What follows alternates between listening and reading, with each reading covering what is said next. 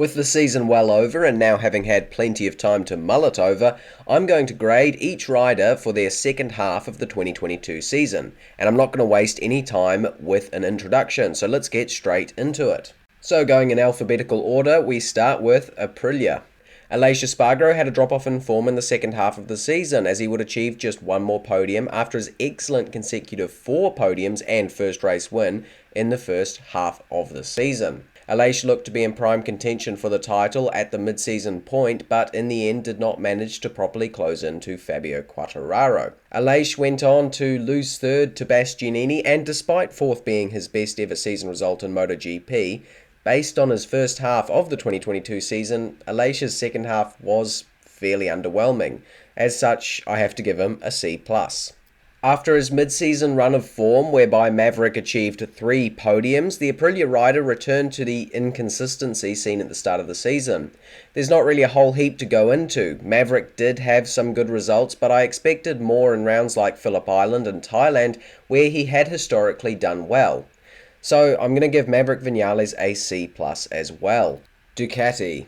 Since the British round, after the mid-season break, Bagnaia had only one DNF, this of course coming in Japan.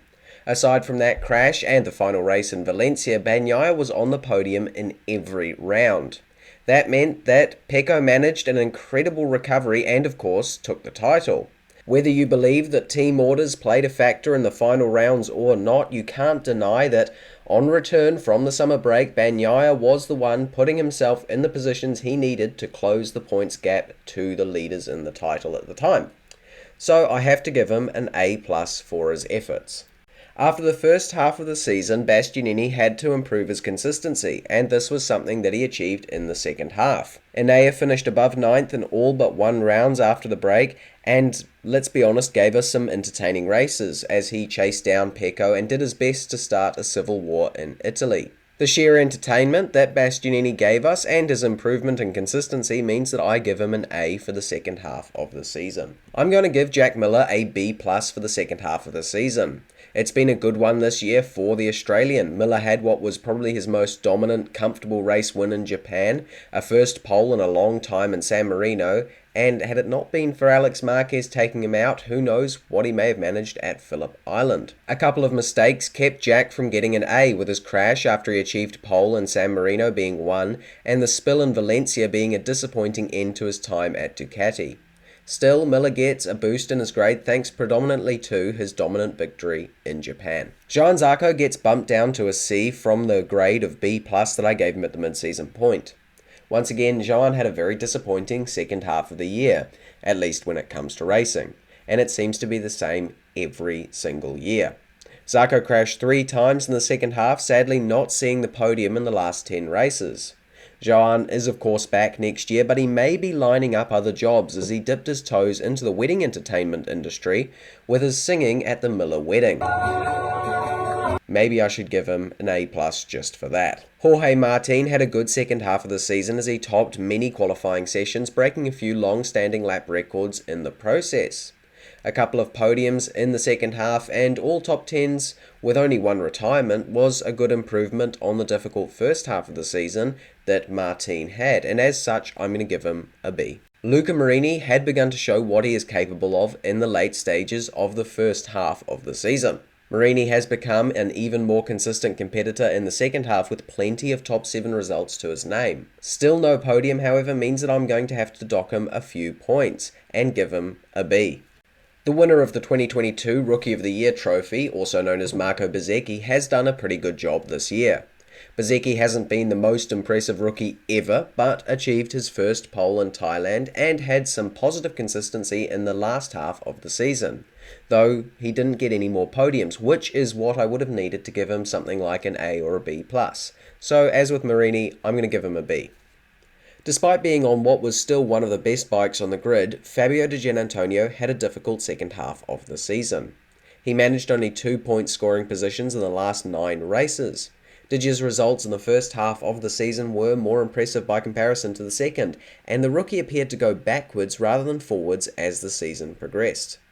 His results weren't great, so I have to give Digia a D for his results in the second half. Honda. Marc Marquez returned to Aragon from his fourth arm surgery and immediately got involved in the title fight by clashing with Quartararo. The initial return aside, the next 4 races for Marquez were impressive, particularly considering the time that Marc has been out from the sport. The main highlights were of course his 100th podium in Australia and his pole in Japan. As such, I'm going to give Marquez an A for his short second half of the season. Pol Espargaro looked ecstatic in testing to be off of the Honda and back on a KTM, and that is understandable after such a catastrophic season.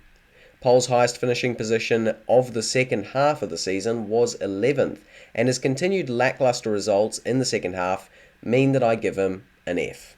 Taka Nakagami has obviously been struggling with the difficult Honda for the entirety of the season, and for the first time was beaten by his teammate Alex Marquez. He was out thanks to injury for 3 races, but his other results were exactly what you'd expect from him, so I shall give him a C. On the other side of the box, Alex Marquez gets a C as well.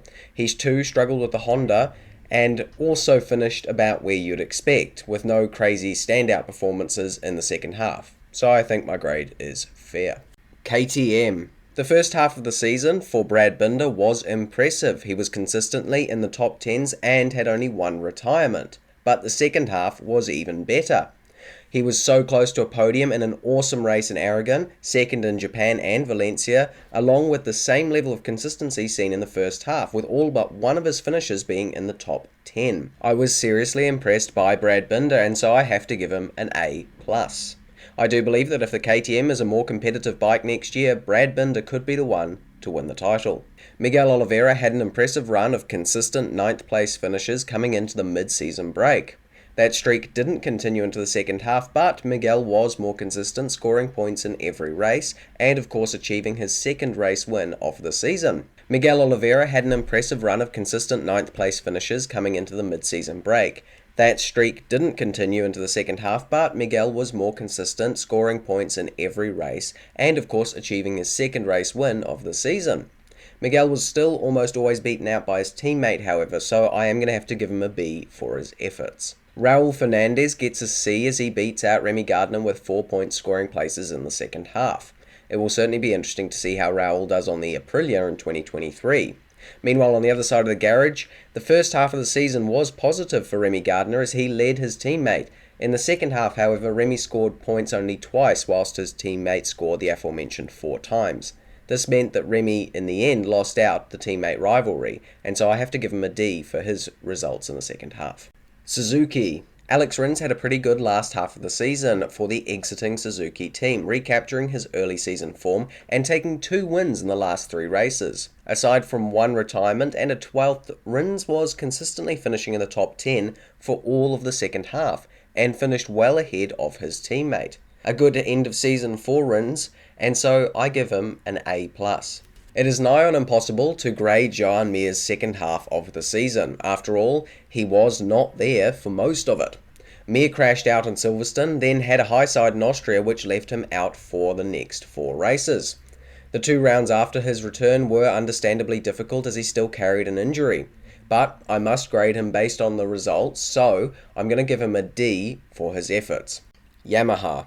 This may be controversial, but Fabio Quartararo gets a B+ from me for his efforts in the latter half of the season. I found it difficult to grade Fabio. We know his Yamaha is nowhere near the fastest on the grid, and so many of his performances are very impressive. However, at the same time, Fabio's championship defence pretty much fell apart post-season break. Aragon was obviously not his fault, but then Thailand and Phillip Island were points where he could have thrown up a better defence, but for one reason or another did not manage it. In Silverstone, Fabio was carrying his penalty, but despite this, I still expected a bit better than 8th from him. It was a track, after all, that he dominated last year. Perhaps I'm being a little bit too hard on Fabio, considering that he's riding the much slower Yamaha, but we know what he's capable of, and to me, he didn't quite reach the A level we saw from him in the early stages of the season. Franco Morbidelli gets an F as he continued with his poor form in the second half of the season. There is little more to say. Morbidelli has not impressed at all in 2022. We know what he's capable of, but has managed nothing close to his potential for the entirety of the season, and will likely have to look towards another job should his struggles continue in 2023. I'm going to give Cal Crutchlow an A for his work in the last 6 races, after he of course took over for Dovizioso. Considering that Cal works as a test rider and is retired, his achieving of 10 points in just 6 races by comparison to Dovizioso's 15 points in 14 races is impressive, hence his high grade. Plus, who doesn't like Cal Crutchlow? Despite his inexperience, Darryn Binder was doing a solid job in the first half of the season. The second half was not quite as good, as Darryn scored points only once and retired 5 times. Because of this, I'm going to give him a C.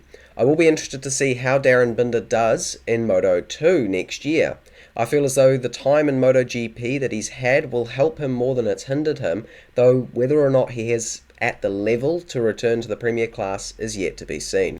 Okay, those are my grades for each rider's second half of the season. Plenty to disagree with there, so feel free to sound off in the comments with how much you disagree with my rankings. If you enjoyed this video, please like and subscribe to this channel. Thank you very much for watching. Goodbye.